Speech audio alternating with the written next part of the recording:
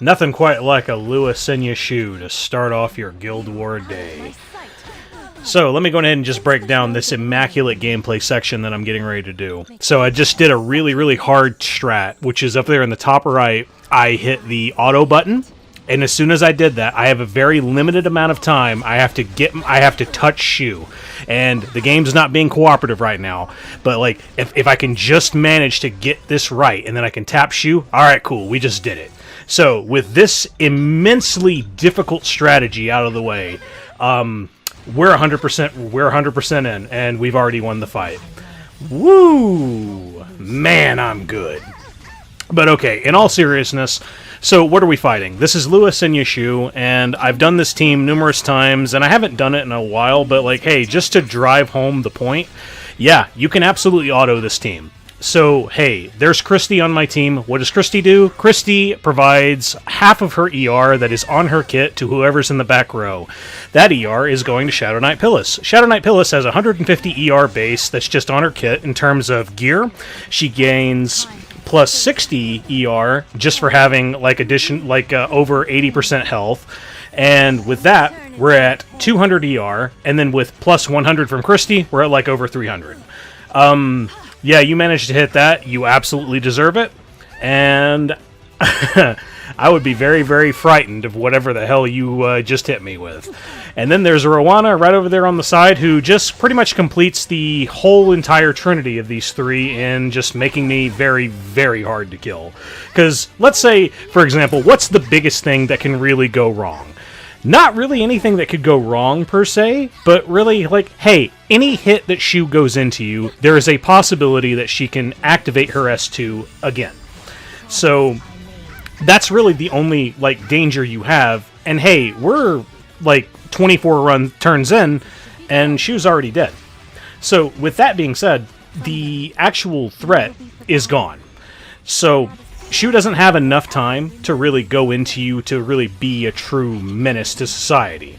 But, like, hey, let's say you didn't have, I don't know, she got more hits in on you or whatever. The only real threat you have of losing at that point is if Shadow Knight Pyllis is hit by an S1, S2, like, multiple times.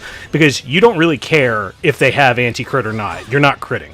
The entirety of your damage is all on Shadow Knight Pyllis's Rocket Punch, and that is an artifact from the last collab that we had, which was with the K-pop singers from aespa.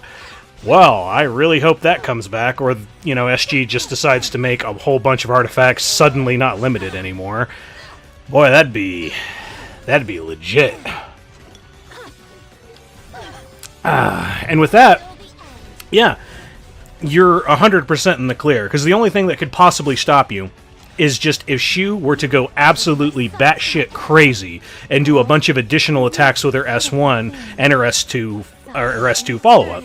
However, Shadow Knight Pyllis is so incredibly based that she has a metric fuck ton of defense because of the way in which her kit works. Her S2 functions where every time she takes 4 hits, she gives the entire team death buff. And as soon as she takes 3 hits, her death has already scaled. I believe it's like 40% or something per hit. It's something absolutely ridiculous. So you have this obscene bloat of defense on your Shadow Knight Pyllis. Pretty much to the point where that's why the Rocket Punch damage is really, really impressive. But, like, you can't really do it at the start. You have to kind of wait just a little bit for it to build up. Because, like, right here, this does... Oh, well, it's going to be through a shield, so I can't really calculate it. But it's usually somewhere around, like, 3.5 or something like that in terms of damage with Rocket Punch. It's super, super based. I cannot recommend this team enough. And I'm going to go ahead and I'm just going to say it right now. Hey, to any and all of you who still use Senya Choux comps, fucking stop. It's trivial at this point, because all you really need is like a good form of ER kind of resistance to fight it, and it's good to go. Now, if we were talking about RTA, that's an entirely different beast. Fuck RTA. I don't like RTA. It's nothing more than like speed racing. I despise RTA. But, yeah, with that being said, that's the end of this fight. So yeah, Christy is based, Shadow Knight Pyllis is based, Roana is based, she keeps you healthy. It's an incredible team. Highly recommend. And with this one right here, there's a Conqueror Lilias, an Arbiter Vildred, and a Little Queen Charlotte for some reason. But, so what are we fighting here? So, we have Conqueror Lilias, who is basically setting off my Celine, and my Celine's going to just go into Arbiter Vildred, kill him, and then it's going to proc my Blood Moon Haste. Now, what Blood Moon Haste does, he is, like, probably one of, if not the best counter for Arbiter Vildred in terms of, like, feeling safe whenever you do it. Because as soon as he dies and then he comes back, you just get this overwhelmingly thick barrier. And with this, like, super thick barrier, I'm going to tank this hit from Charlotte. And it really wouldn't have done too much damage even if Arowell wasn't there. It's super, super awesome. So, with that being said, they've already blown their load. And in all honesty, I didn't need to use my S3 here, because nobody needed any health. But hey, we can use this S3 on Blood Moon Haste to just straight up delete Arbiter Vildred, and now we don't have to worry about him anymore. So now we just have Conqueror Lilias and we have Little Queen Charlotte. So this is an interesting idea, but the only thing that really, really sucks about this for them is this Little Queen Charlotte is rocking like a typical Little Queen Charlotte build where she's running Hellcutter.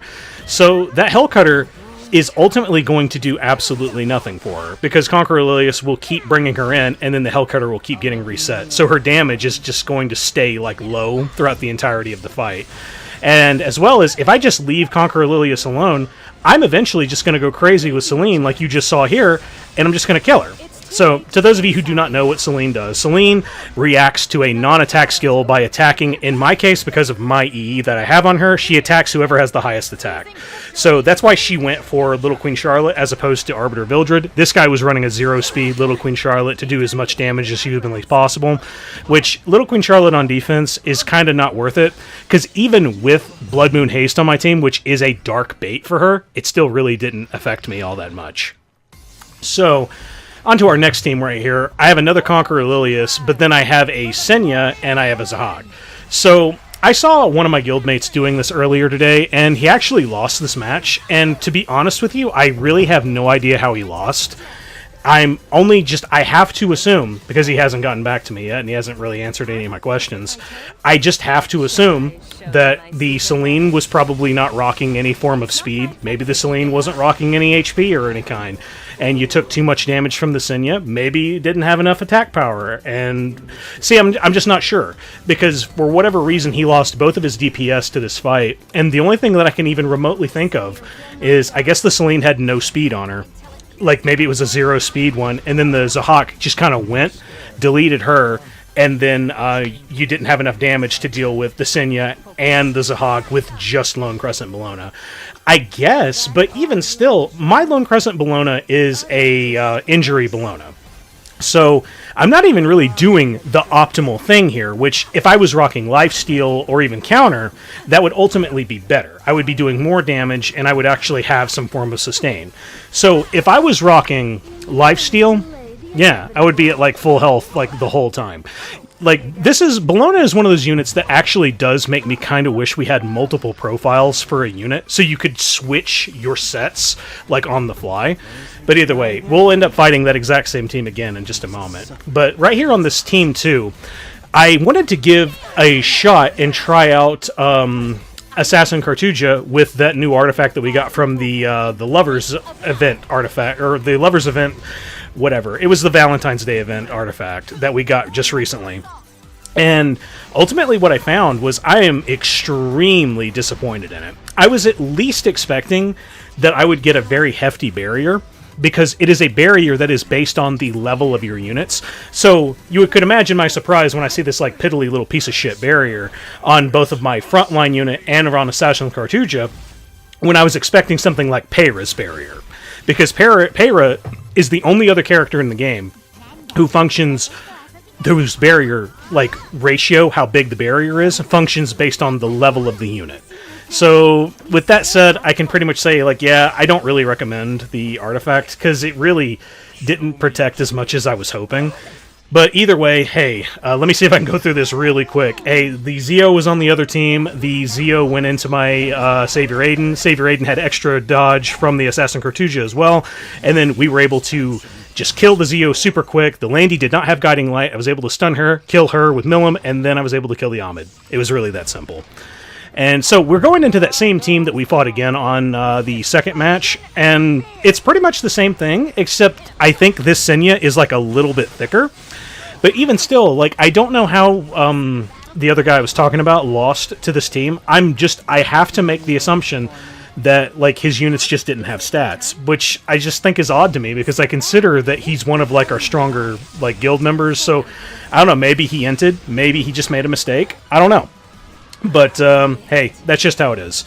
So, with that said, the biggest threat, or at least the biggest unknown factor that we had to really deal with was Zahhak, and because of the sheer amount of, like, combat readiness that you gain from the non-attack skills that are on the other teams that go into Celine, you just gain lots and lots and lots of turns. Well, not lots and lots of turns, but you end up high up on the CR bar, so you can just kind of, like, ruin the other team's day.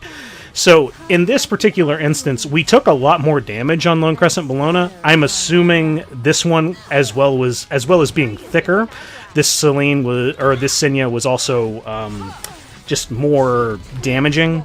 Either way, like I said, if I was rocking a lifesteal set, 100% okay. Hell, you can even rock, like, speed sets on Lone Crescent Bellona. It's just something that you really don't feel like you have to do. It's a completely unnecessary kind of thing. It's just not necessary whenever you can just have raw stats because you don't really need the turns. But hey, you guys can do whatever you want with your Lone Crescent Bellona. She's a fantastic character. She just needs that little bit of extra help. Whether it be like a cleanse or like immunity, whatever. As soon as you have that, you can really kind of do whatever you want with her.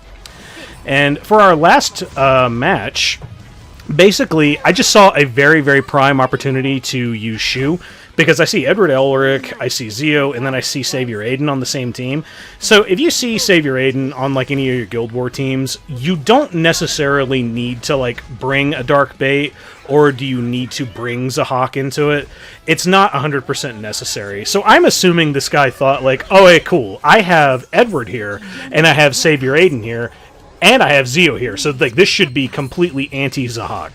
Well, I mean, I can see what you're doing, bud. So, in this particular case, I'm going to bring Roana, because Roana is exceptionally useful going into Edward, because she's just going to tank every hit that he does. Zio is going to go into whoever the fastest unit is first, which in this particular case was my Choux. And then I'm going to use Unbound Knight Arowell as a form of tanking, so then Choux doesn't take anywhere near as much damage. And I don't need a unit specifically to counter Savior Adin. All I have to do is just get lucky. So if I just leave her alone for the entirety of the match until I deal with the other two threats, which in this case is Zio and Edward Elric, we're pretty much 100% gold. So the biggest thing that I wanted to do first was get rid of Zio, because Zio, if I leave him unchecked, he will absolutely murder my Unbound Knight Arowell. Because even though, like, Zio is, like, super fast, you cannot underestimate his damage. If you do that, you are going to get yourself killed. So, with that, Zio's finally down, and now all we have to do is just deal with Edward Elric. So, what's Ed gonna do?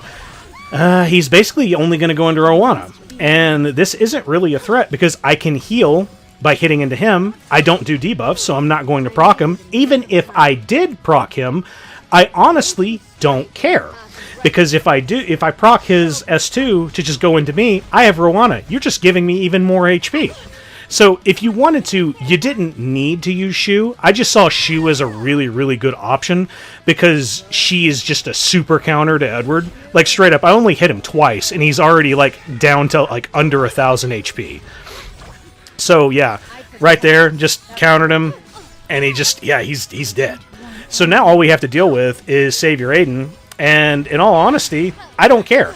I can hit her with any of Roana's S1s, that will give me enough heals, and then she'll hit whoever she wants to hit, and pretty much any S2 that she does on me, hey, cool, I'll just take that extra health. I really don't care. And with that, that's the Guild War, boys and girls. We just have to get to the end. Save us all. And I decided to end it with doing the doot of death.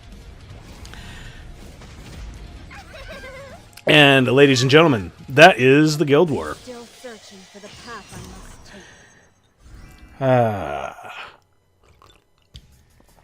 take. That was actually surprisingly fast paced. Because I'll tell you right now, I greatly appreciate like any of these guilds that we go into where they just decide to do anything else. Because I'll go ahead and I'll tell you all my my weakness right now. Whenever it comes to fighting teams for any and all like Guild War stuff, I actually do significantly worse fighting off meta stuff as opposed to fighting stuff that is on meta. Like for example, you just saw me go into like Lewis and Yeshu. That fight is an absolute joke. So much so to the point where I just auto those now. Like it's and it's not like there's anything super special about it. Like yeah, Christy is there. She makes it so Shadow Knight Pyllis never really gets affected by Lua's bullshit. Shadow Knight Pyllis has Rocket Punch. Rocket Punch does enough damage that even if the Senya is rocking the health stealing or health stealing EE, which I can't recall, but I think that one was. She doesn't out-heal the damage that you deal, and even if you don't have enough like raw defensive ability on your Shadow Knight Pyllis, you could rock like effectiveness, and you can just try to bank on stripping the Senya and doing provokes. So yeah, that's something that you can also do. It's just extremely effective. But hey, I hope you guys enjoyed this Guild War. I most certainly did. If you like this video, I would appreciate it if you go ahead and like it. I've said this before, it does wonders for my mental health. And if you want to see more of my videos, go ahead and hit subscribe. I'll see y'all later.